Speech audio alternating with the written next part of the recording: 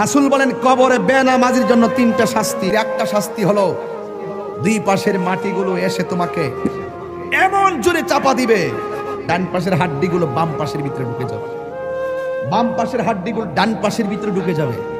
আল্লাহর হাবিব বলছেন ওই সময় সে একটা চিৎকার যে দিবে, এই কান্নার আওয়াজ যদি তার পরিবার পরিজন দুনিয়ার মানুষ শুনতো, তাহলে ওই মানুষটার কানের পর্দা ফেটে সাথে সাথে মারা যেত।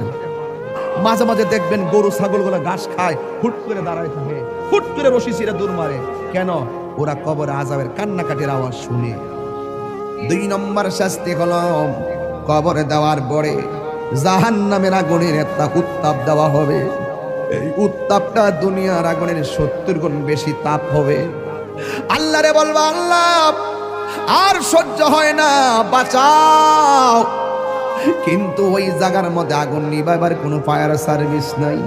3 নম্বর, বেনামাজির কবরে একটা সাপ ঢুকবে, যেই সাপের দাঁতগুলো হবে 70 গজ লম্বা, চোখগুলো হবে দুনিয়ার আগুনের চাইতে 70 গুণ লাল। ওই সাপটার মাথায় থাকবে মহিলাদের চুলের গোছার মতন চুল। ওই সাপের গায়ের মধ্যে দুর্গন্ধ থাকবে।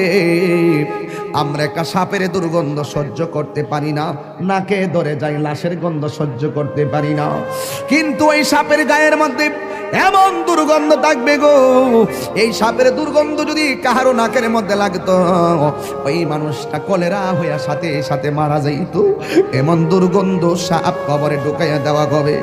ওই সাপটা তোমার নাভির মধ্যে এমন জোরে 70 গজ দাঁতটা বসাইয়া দিয়া বডিটারে আলাদা কইরা 70 গজ মাটির নিচে নিয়ে ঢুকাইয়া দিবে। আপনি বলবেন, আল্লাহ আর সহ্য হই না গো।